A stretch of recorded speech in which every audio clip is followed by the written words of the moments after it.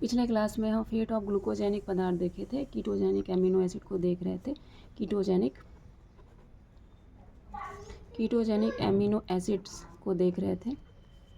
तो इसको हम देखेंगे ये आगे चल के किस में चेंज होता है। टू एसिटाइल को एंजाइम ये एसिटाइल कोएंजाइम और एक और कोएंजाइम में चेंज होता है। ये पहला हुआ। दूसरा, ये जो एसिटाइल कोएंजाइम बना है, एसिटाइल कोएंजाइम बना है, ये फिर से एसिटल कोएंजाइम के साथ यहाँ पे एसिटल कोएंजाइम के साथ मिलके फिर बनाएगा। इसमें H2O भी लगेगा। ये मिलके बनाता है 3-methyl ग्लूटैरिल कोएंजाइम। ये हमारा सेकेंड नंबर का प्रोडक्ट हुआ, 3-hydroxy 3-methyl ग्लूटैरिल कोएंजाइम। अब थर्ड नंबर में यही वाला पदार्थ 3-hydroxy 3-methyl ग्लूटैरिल कोएंजाइम। ये चेंज होगा एसिटिक एसिड और एसिटाइल कोएंजाइम में। तो क्या हुआ, 2-एसिटाइल कोएंजाइम चेंज हो जाएगा एसिटाइल कोएंजाइम में। 2-एसिटाइल कोएंजाइम एसिटाइल कोएंजाइम और एक कोएंजाइम में चेंज हुआ। अब ये जो बना है एसिटाइल कोएंजाइम, ये फिर एक साधारण एसिटाइल कोएंजाइम के और जल के साथ मिलकर 3-hydroxy 3-methyl ग्लूटैरिल कोएंजाइम बनाया। अब ये 3-hydroxy 3-methyl ग्लूटैरिल कोएंजाइम ये फिर चेंज हो जाएगा एसिटिक एसिड और एसिटाइल कोएंजाइम में। इतनी चीज़ें होती हैं कीटोजेनिक पदार्थ में। कीटोजेनिक पदार्थ इसको हम एक और ग्राफ से समझ सकते हैं, एक साधारण ग्राफ से और समझ सकते हैं। जैसे ये आगे चल के और कैसे बदलता है। फिर ये होगा पायरविक एसिड, ये रहा pyruvic acid, very clear. Then ये चेंज होगा एसिटाइल कोएंजाइम और ये यहाँ से जो लिपिड होंगे, लिपिड भी लास्ट प्रोडक्ट एसिटाइल कोएंजाइम बनाता है। तो ये फैटी एसिड जो लिपिड का भाग है, ये भी लास्ट प्रोडक्ट एसिटाइल कोएंजाइम बनाया। और पायरविक एसिड जो चल रहा है, पायरविक एसिड जो ग्लाइकोजन प्रोसेस में लास्ट प्रोडक्ट होगा, वो भी आखिर में एसिटाइल कोएंजाइम बनाएगा। ये इंटरचेंज होते रहते हैं एसिटाइल कोएंजाइम में, एसिटाइल कोएंजाइम में चेंज होते रहेंगे। फिर आगे चल के बनाएगा 3-hydroxy 3-methyl कोएंजाइम में और ये फिर चेंज होगा ये एसिटिक एसिड और इधर एसीटोन में और बनाएगा कार्बन डाइऑक्साइड। इसके अलावा जो एसिटिक एसिड है, ये इधर इंटरचेंज होता रहता है बीटा हाइड्रोक्सी ब्यूटेरिक एसिड में, बीटा हाइड्रोक्सी ब्यूटेरिक एसिड में चेंज होता रहता है। Butyric acid, beta hydroxy butyric acid. तो पायरविक एसिड से एक लास्ट प्रोडक्ट बनता है एसिटाइल कोएंजाइम। मतलब एसिटाइल कोएंजाइम कहाँ से मिला ये हम देखेंगे। तो पायरविक एसिड से जो एसिटाइल कोएंजाइम मिला, उधर से जो फैटी एसिड से एसिटाइल कोएंजाइम मिला, ये एसिटाइल कोएंजाइम में चेंज होता है। फिर ये 3-hydroxy 3-methyl कोएंजाइम में चेंज होता है। फिर ये एसिटाइल एसिड बनाता है। आगे चल के एसीटोन बनाएंगे और कार्बन डाइऑक्साइड में चेंज होंगे, कार्बन डाइऑक्साइड। और इधर ये इंटरचेंज होता रहता है बीटा हाइड्रोक्सी ब्यूटेरिक एसिड में, ये ब्यूटेरिक एसिड है। ब्यूटेरिक एसिड जो आगे चल के काम करता रहेगा, ये ब्यूटेरिक एसिड। तो बीटा हाइड्रोक्सी ब्यूटेरिक एसिड में ये बदलते रहते हैं।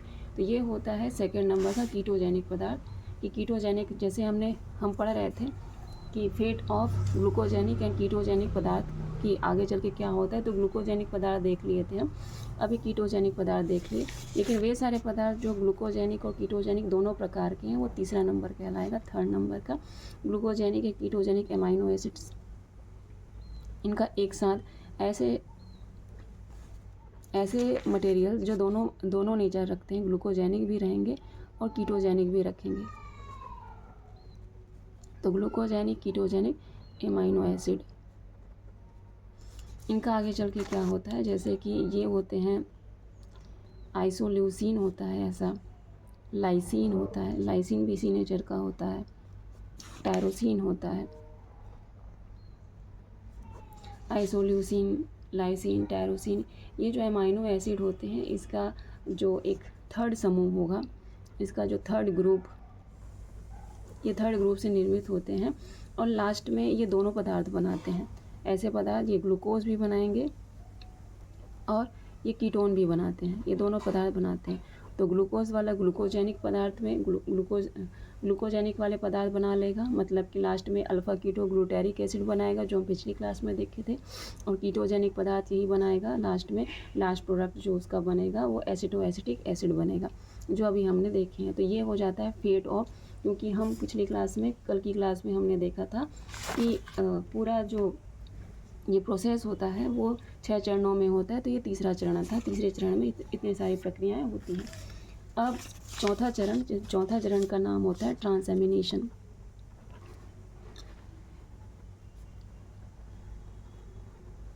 ट्रांसएमिनेशन चौथा चरण है, ये है ट्रांसएमिनेशन। अब ट्रांसएमिनेशन में क्या होगा, जो लीवर होगा, ट्रांसएमिनेशन की प्रक्रिया लीवर में होती है। तो लीवर में जो ग्लूटामिक एसिड होगा, ये ग्लूटामिक एसिड पायरुविक एसिड के साथ मिलके ये बनाता है अल्फ़ा कीटो ग्लूटेरिक एसिड, ये बनाएगा अल्फ़ा कीटो ग्लूटेरिक एसिड और इसके साथ बनाता है एलानाइन। तो इसको हम चरण में देखेंगे, ये हमको याद रखना है। ट्रांसएमिनेशन की प्रक्रिया, एमिनेशन मतलब होगा एमिनो एसिड, ट्रांस मतलब चेंज होना। अब एमिनो एसिड चेंज होगा, इसे ट्रांसएमिनेशन प्रोसेस कहते हैं, ये लीवर में होता है। तो ये भी 2 चरणों में होगा। तो पहला चरण में होता है कि जो ग्लूटामिक एसिड होगा, ये पायरुविक एसिड के साथ मिलके ट्रांसएमिनेज एंजाइम की उपस्थिति में, ट्रांसएमिनेज एंजाइम की उपस्थिति में ये बनाएगा अल्फ़ा कीटो ग्लूटेरिक एसिड और बनाता है एलानाइन, और बनाएगा एलानाइन। तो ये पहला हुआ, glutamic acid with pyruvic acid in the presence of transaminase बनाएगा product alpha keto glutaric acid और बनाता है एलानाइन। ये इसका पहला चरण होता है। ऐसे ही दूसरे चरण होंगे, जिसमें ट्रांसएमिनेशन की प्रोसेस में दूसरा चरण होगा, मतलब 2 भागों में डिवाइड होता है ट्रांसएमिनेशन। तो इस प्रोसेस में जो ग्लूटामिक एसिड है, जो बचा वाला, ये जो बचा हुआ ग्लूटामिक एसिड है, ये एसिटिक एसिड के साथ मिलके वही ट्रांसएमिनेज एंजाइम की उपस्थिति में ट्रांसएमिनेज, ये होता है ट्रांसएमिनेज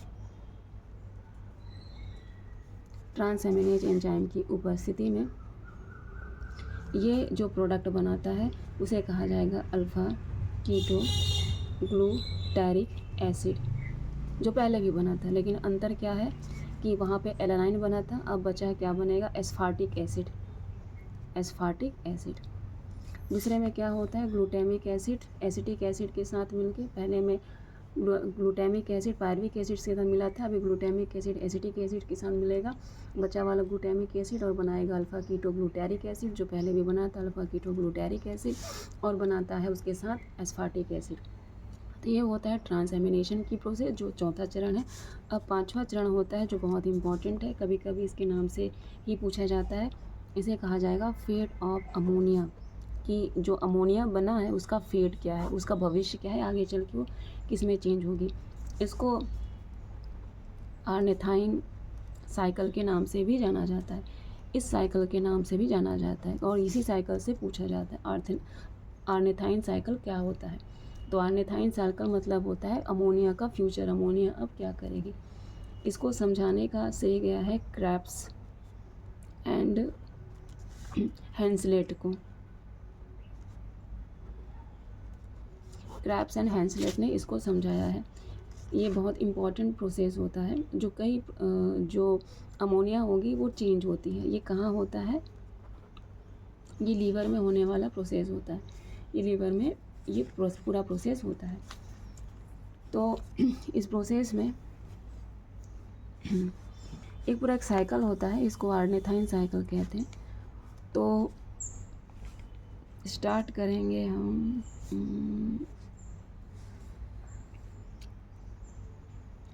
को स्टार्ट करना चाहिए सिट्रुलिन से स्टार्ट करते हैं। सिट्रुलिन, ये सिट्रुलिन है। आर्निथाइन से स्टार्ट करना चाहिए। आर्निथाइन ये है, आर्निथाइन ये बॉडी में रहता है, ये आर्निथाइन है। तो पहले एक साइकिल के फॉर्म में देखेंगे। ये आर्निथाइन जो चेंज होता रहता है वो सिट्रुलिन में चेंज होता रहता है। और चेंज होने में जो बाहर एक प्रोडक्ट बनता है वो होता है कार्बामाइल फॉस्फेट। कार्बामाइल फॉस्फेट बनता रहता है। अब इस कार्बामाइल फॉस्फेट को बनाने के लिए इसमें कार्बामाइल फॉस्फेट सिंथेज नामक एंजाइम लगता है। कार्बामाइल फॉस्फेट सिंथेज नामक एंजाइम लगता रहता है। और इस प्रोसेस में 2 ATP चेंज होते रहते हैं ADP में। 2 ATP चेंज होते रहते हैं ADP में। तो ये बाहर का बनता है। अंदर की में क्या बनाया है, सिट्रुलिन। और सिट्रुलिन बनने में एक जल का एक अणु भी निकलता है। और यहाँ पे जो एंजाइम लगते हैं वो है ट्रांसफरेज। यहाँ पे जो एंजाइम लगेगा वो है ट्रांसफरेज। का पूरा नाम है आर्थेनाइन कार्बामाइल ट्रांसफरेज। आर्थेनाइन कार्बामाइल ट्रांसफरेज, ये इसका पूरा नाम है। तो ये जो आर्निथाइन है ये बनाया है सिट्रुलिन। अब ये जो सिट्रुलिन होगा वो चेंज होता है आर्जिनोसैक्सेनिक एसिड में। इसमें चेंज होता है आर्जिनोसैक्सेनिक एसिड में। ये है आर्जिनोसैक्सेनिक एसिड, इसमें ये चेंज होता रहता है। ठीक है, कितने ये इंटरचेंज होता रहता है सिट्रुलिन आर्जिनोसैक्सेनिक एसिड में। इस प्रोसेस में एक जो एस्फार्टिक एसिड है जो अभी बना है, ये एस्फार्टिक एसिड इसमें प्रवेश करेगा। एस्फार्टिक एसिड H2O में एक H2O निकालेगा, H2O इसमें लगेगी। और यहाँ भी जो ATP है, एक ATP चेंज होता रहता है ADP में। एक ATP चेंज होता रहता है ADP में। तो अब बन गया ये आर्जिनोसैक्सेनिक एसिड। आर्जिनोसैक्सेनिक एसिड ये आर्जिनाइन में चेंज होता है, ये आर्जिनाइन में चेंज होगा। इसमें जो एंजाइम लगेगा वो होता है आर्जिनोसैक्सेनेज। ये जो एंजाइम लगेगा वो होगा आर्जिनोसैक्सेनेज। ये आर्जिनोसैक्सेनेज एंजाइम होता है। सैक्सिनेज ये एंजाइम होता है। तो ये आर्जिनोसैक्सेनेज एंजाइम, इसके साथ साथ तो ये चक्र चलता रहता है, लेकिन बाहर एक प्रोडक्ट निकलता है। बाहर एक प्रोडक्ट निकलेगा, उसका नाम है फ्यूमेरिक एसिड। ये बाहर निकल रहा है फ्यूमेरिक एसिड। ये जो फ्यूमेरिक एसिड है ये प्रवेश करता है क्रेब साइकिल पे। जो क्रेब साइकिल बॉडी में चल रहा है वहाँ पे ये प्रवेश करेगा। अब ये जो आर्जिनाइन है ये चेंज होता है आर्थेनाइन में। ये आर्थेनाइन में चेंज होता है। तो जब ये चेंज हो रहा होता है तो इसमें जल का एक अणु निकलता है और निकलता है यूरिया। NH2CO NH2 मतलब होता है यूरिया। तो ये यूरिया, तो अमोनिया किस में चेंज हो गई, यूरिया में। अब ये यूरिया क्या होगा, इस यूरिया को दिया जाएगा किडनी को। और फिर इसको यूरिन के रूप में ये ब्लड में जाएगी, ब्लड से किडनी में जाती है। यूरिया ब्लड में जाती है, फिर ब्लड से किडनी में जाएगी, फिर इसको यूरिन के रूप से बाहर से बाहर निकाल दिया जाएगा, एग्जिट कर दिया जाएगा। तो ये साइकिल चलता रहता है। तो क्या हुआ, पहले था आर्थेनाइन, इस आर्थेनाइन में फिर बनता है सिट्रुलिन। कौन सी एंजाइम की उपस्थिति में, ट्रांसफरेज एंजाइम की उपस्थिति में, और निकलेगा कार्बामाइल फॉस्फेट। इस कार्बामाइल फॉस्फेट सिंथेटेज एंजाइम की उपस्थिति में बन रहा होगा 2 ATP, ADP में चेंज होगा। सिट्रुलिन चेंज होगा आर्जिनोसैक्सेनिक एसिड में, और ये फिर चेंज होता है आर्जिनाइन में। और फिर इसी प्रोसेस में फ्यूमेरिक एसिड बनता है जो क्रेब्स साइकिल में प्रवेश करता है और ये फिर जाता है किसमें, आर्थेनाइन में। आर्थेनाइन जो ये आर्जिनिन फिर चेंज होता है आर्थेनाइन में। इस समय H2O बाहर निकलते हैं। H2O से ये क्या बनता है, यूरिया बनता है। यूरिया से फिर ये ब्लड में जाता है, ब्लड से ये किडनी में जाएगा, किडनी से बॉडी से बाहर डिस्चार्ज कर दिया जाएगा। ये पूरा साइकिल चलता रहता है। इस साइकिल को क्या बोला जाता है, आर्थेनाइन साइकिल कहा जाता है। आर्थेनाइन साइकिल के रूप से ये जाना जाता है। तो ये हो जाता है हमारा 5वें नंबर का अमोनिया की। अमोनिया का आखिर में क्या होता है, तो इसे कहा जाता है फेट ऑफ अमोनिया। उसके बाद हम 6वें नंबर में देखेंगे। 6वां नंबर का जो प्रोसेस होता है इसे कहा जाता है decarboxylation.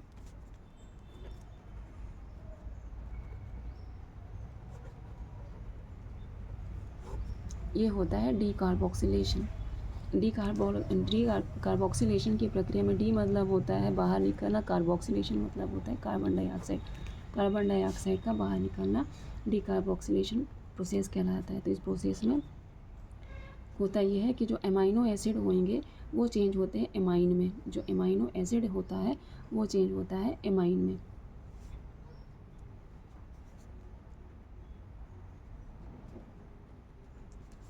Amino acid D carboxylase enzyme की उपस्थिति में ये चेंज होता है एमाइन में। तो amino acid D carboxylase enzyme की उपस्थिति में चेंज हुआ एमाइन में। ये पूरा प्रोसेस कहलाता है डीकार्बोक्सिलेशन। डीकार्बोक्सिलेशन जिसमें कार्बन डाइऑक्साइड क्या किया गया है, बाहर निकला है। तो इसमें जो COOH ग्रुप होगा किसका, एमाइनो एसिड का, COH ग्रुप में जो एक CO2 है वो ये बाहर निकल जाता है, कार्बन डाइऑक्साइड बाहर निकल जाता है। ये जो प्रोसेस होता है, ये प्रोसेस मनुष्यों में उतना इम्पोर्टेंट नहीं होता है, लेकिन बाकी जो जीव होते हैं वहाँ पे इम्पोर्टेंट होता है। तो इसको ये एक छोटा सा प्रोसेस होता है, हालांकि ये बहुत लंबा प्रोसेस है, लेकिन इसको हम एक स्मॉल फॉर्म में लिखते हैं। एमाइनो एसिड चेंज होता है एमाइन में, इसे कहा जाता है डीकार्बोक्सिलेशन। अगला जो 7वां प्रोसेस है, ये प्रोसेस होता है ट्रांसमेथलाइजेशन।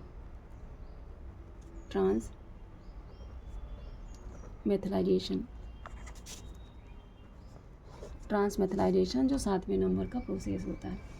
ये जो होगा मेटाबॉलिज्म की प्रक्रिया में, मेटाबॉलिज्म जब चल रहा है, जो मेथाइल समूह होगा, मेथाइल समूह का एक कंपाउंड दूसरे कंपाउंड में चला जाता है, एक कंपाउंड दूसरे कंपाउंड में चला जाता है। और इस प्रोसेस में कुछ महत्वपूर्ण पदार्थ का संश्लेषण होता है, का निर्माण होता है, जैसे कि कोलाइन। जैसे कि कोलाइन हुआ, तो ये जो कोलाइन है ये बना लेता है कोई दूसरा पदार्थ जिसे कहा जाता है मिथियोनाइन। तो ये कोलाइन जब मेटाबॉलिज्म चल रहा होगा तो जो मेथाइल समूह है वो एक कोई इंपॉर्टेंट पदार्थ बनाता है जैसे कि कोलाइन, और ये इंटरचेंज हो जाता है मिथियोनाइन में। तो मिथियोनाइन बना लिया, तो मिथियोनाइन में जो मैथिल ग्रुप होगा ये चेंज हो जाएगा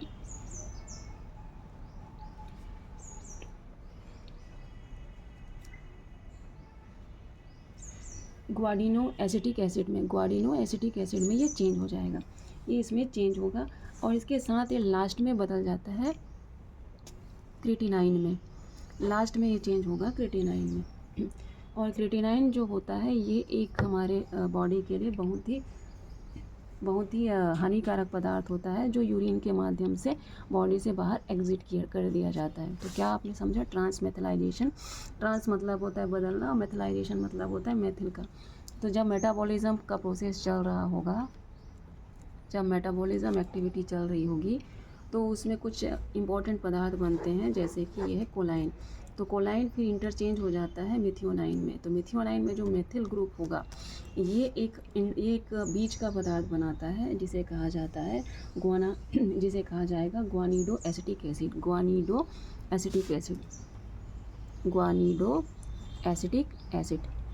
ये बनाता है, ये एक बीज का पदार्थ है। और फिर लास्ट में बदलता है क्रिएटिन में। क्रिएटिन, इसे क्रिटाइन या फिर क्रिएटिन कहा जाता है, क्रिटाइन या फिर क्रिएटिन के नाम से जाना जाता है, जो एक वेस्ट मटेरियल है, ये बॉडी के लिए हानिकारक होता है, तो इसको बॉडी से बाहर कर दिया जाता है। तो ये जो मेथिल समूह होते हैं इसका ये एमिनेशन होता है, चेंज होता है, ये प्रोसेस क्या कहलाता है? ट्रांसमेथिलाइजेशन कहलाता है, क्योंकि इसमें चेंज हुआ है मेथिल। तो ये पूरा मेटाबॉलिज्म का प्रोसेस पूरे 7 चरणों में होता है। 7 चरण होंगे जिसमें ये सारे रिएक्शन होंगे, इसको आपको एक साथ लिखना है।